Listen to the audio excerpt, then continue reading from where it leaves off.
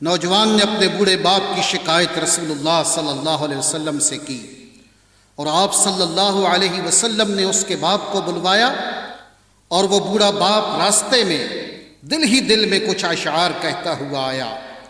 اللہ نے سیدنا جبریل کے ذریعے رسول اللہ صلی اللہ علیہ وسلم کو پیغام بھیجا کہ اے حبیب صلی اللہ علیہ وسلم، اس باپ بیٹے کا معاملہ بعد میں سنیے گا، پہلے اس سے وہ اشعار سنیں جو یہ کہتا ہوا آیا ہے۔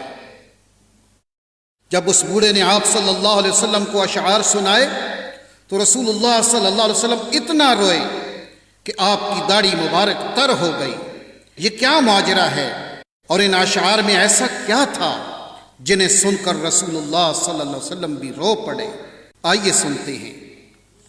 الحمدللہ رب العالمین وصلی اللہ علی سیدنا محمد وعلی آلہ وصحبہ وسلم اجمعین۔ ایک شخص رسول اللہ صلی اللہ علیہ وسلم کی خدمت میں حاضر ہوا اور اس نے اپنے بوڑھے باپ کی شکایت کی۔ یا رسول اللہ صلی اللہ علیہ وسلم، میرا باپ مجھ سے پوچھتا نہیں اور میرا مال خرچ کر دیتا ہے۔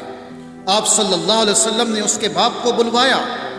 جب اس کو پتہ چلا کہ میرے بیٹے نے رسول اللہ صلی اللہ علیہ وسلم سے میری شکایت کی ہے تو وہ دل میں رنجیدہ ہوا اور انتہائی دکھی ہوا اور اسی کیفیت میں رسول اللہ صلی اللہ علیہ وسلم کی بارگاہ میں حاضری کے لیے چل پڑا۔ چونکہ عرب کی گھٹی میں شاعری تھی تو راستے میں دل ہی دل میں کچھ اشعار پڑھتے ہوئے پہنچا۔ ادھر دربار رسالت مآب صلی اللہ علیہ وسلم میں پہنچنے سے پہلے سیدنا جبریل علیہ السلام آپ صلی اللہ علیہ وسلم کی خدمت میں حاضر ہوئے اور عرض کیا، یا رسول اللہ صلی اللہ علیہ وسلم، اللہ تعالیٰ نے فرمایا ہے کہ اس کا معاملہ بعد میں سنیے گا، پہلے اس سے وہ اشعار سنیں جو یہ دل میں کہتا ہوا آ رہا تھا۔ جب وہ حاضر ہوا تو آپ صلی اللہ علیہ وسلم نے فرمایا، تمہارا معاملہ بعد میں سنا جائے گا، پہلے وہ اشعار سناؤ جو تم دل میں کہتے ہوئے آ رہے تھے۔ وہ آخر صحابی رسول تھا، یہ سن کر رونے لگا کہ جو اشعار ابھی میری زبان سے ادا بھی نہیں ہوئے اور میرے اپنے کانوں نے بھی نہیں سنے، آپ صلی اللہ علیہ وسلم کے رب نے وہ بھی سن لیے اور آپ صلی اللہ علیہ وسلم کو بھی بتا دیا۔ آپ نے ارشاد فرمایا، وہ کیا اشعار تھے ہمیں بھی سناؤ۔ اس صحابی نے اشعار پڑھنا شروع کیے جنہیں سن کر پتہ چلتا ہے کہ وہ کس قدر جذباتی کیفیت اور دکھی دل کے ساتھ دل میں ادا کیے ہیں۔ ان اشعار کا اردو ترجمہ یہ ہے، اے میرے بیٹے، جس دن تو پیدا ہوا ہماری محنت کے دن اسی وقت سے شروع ہو گئے تھے۔ تم روتے تھے تو ہم سو نہیں سکتے تھے، تم کھاتے نہیں تھے تو ہم بھی کھا نہیں سکتے تھے، تم بیمار ہو جاتے تو تجھے اٹھا کر ہم مارے مارے پھرتے تھے، کبھی کسی طبیب کے پاس تو کبھی کسی طبیب کے پاس کہ تجھے کچھ ہو نہ جائے، کہیں تم مر نہ جاؤ، حالانکہ موت الگ چیز ہے اور بیماری اور چیز ہے۔ پھر تمہیں گرمی سے بچانے کے لیے میں دن رات کام کرتا رہا کہ میرے بیٹے کو ٹھنڈی چھاؤں مل جائے، تجھے سردی سے بچانے کے لیے میں نے بھاری بھرکم پتھر اٹھائے کہ میرے بیٹے کو ٹھنڈ نہ لگے۔ جو کچھ کمایا تیرے لیے کمایا، جو کچھ بچایا تیرے لیے بچایا، تیری جوانی کے خواب دیکھنے کے لیے میں نے نہ سردی کی پرواہ کی اور نہ گرمی کی، دن رات اتنی محنت کی کہ اب میری ہڈیاں کمزور ہو گئی ہیں اور تم کڑیل جوان بن گئے ہو۔ پھر مجھ پر خزاں نے ڈیرے ڈال لیے، لیکن تیرے اوپر بہار آ گئی، میں جھک گیا اور تم سیدھے ہو گئے۔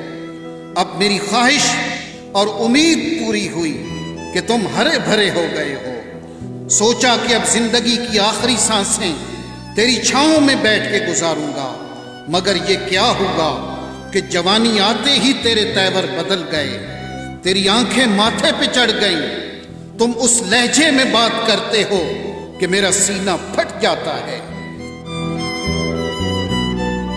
اس انداز سے تو کوئی اپنے نوکر سے بھی بات نہیں کرتا میں نے اپنی ساری امیدیں چھوڑ دیں اور سمجھ گیا کہ میں تیرا باپ نہیں نوکر ہوں۔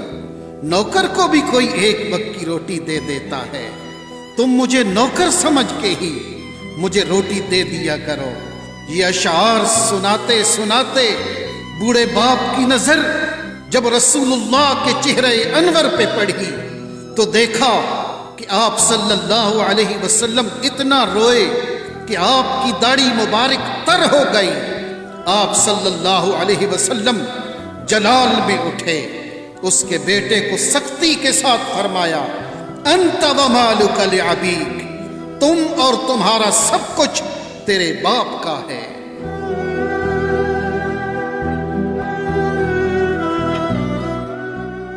والدین کے ادب و احترام کا حکم اللہ رب العالمین نے دیا، وَقَضَىٰ رَبُّكَ أَلَّا تَعْبُدُوا إِلَّا إِيَّاهُ وَبِالْوَالِدَيْنِ إِحْسَانًا، اور آپ کے رب نے حکم فرمایا ہے کہ تم اللہ کے سوا کسی کی عبادت مت کرو اور والدین کے ساتھ حسن سلوک کیا کرو۔ إِمَّا يَبْلُغَنَّ عِندَكَ الْكِبَرَ أَحَدُهُمَا أَوْ كِلَاهُمَا، اگر تمہارے سامنے دونوں میں سے کوئی ایک یا دونوں بڑھاپے کو پہنچ جائیں، فَلَا تَقُلْ لَهُمَا أُفٍّ وَلَا تَنْهَرْهُمَا، تو انہیں اف بھی نہ کہنا اور انہیں جھڑکنا بھی نہیں۔ وَقُلْ لَهُمَا قَوْلًا كَرِيمًا، اور ان دونوں کے ساتھ بڑے ادب سے بات کیا کرو۔ وَاخْفِضْ لَهُمَا جَنَاحَ الذُّلِّ مِنَ الرَّحْمَةِ، اور ان دونوں کے لیے نرم دلی سے عاجزی و انکساری کے بازو جھکائے رکھو۔ وَقُلْ رَبِّ ارْحَمْهُمَا كَمَا رَبَّيَانِي صَغِيرًا، اور عرض کرتے رہو، اے میرے رب ان دونوں پر رحم فرما جیسا کہ انہوں نے بچپن میں مجھے پالا تھا۔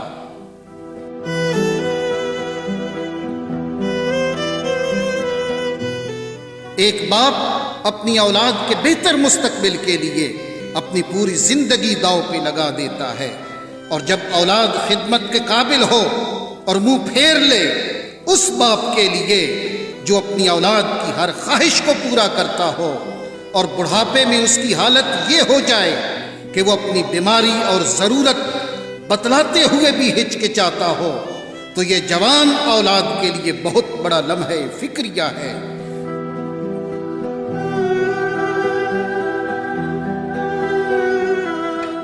کیا یہ گھر گھر کی کہانی نہیں ہے؟ اپنے والدین کی خدمت کو بہت بڑی سعادت سمجھتے ہوئے رب کو راضی کریں، جیسا کہ نبی کریم صلی اللہ علیہ وسلم نے فرمایا، رب کی رضا والد کی رضا میں ہے اور رب کی ناراضگی والد کی ناراضگی میں ہے۔ تو اس لیے پیارے دوستو، یہی طریقہ برہانیہ کا مقصد ہے کہ ہم اپنے گھر اور اپنی معاشرتی زندگی کو خوبصورت بنائیں۔ سو آؤ معاشرے کو بہترین بنائیں، آؤ پیغام محبت گھر گھر پھیلائیں، آؤ اپنے وطن کو سجائیں، آؤ اسلام کو دوبارہ عظیم بنائیں۔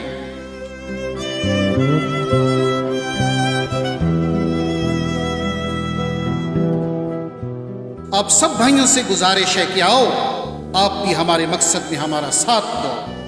اے اللہ، ہمیں اپنے والدین کی خدمت کی توفیق عطا فرما، اور جن کے والدین اس دنیا سے چلے گئے ہیں ان کی مغفرت فرما، آمین۔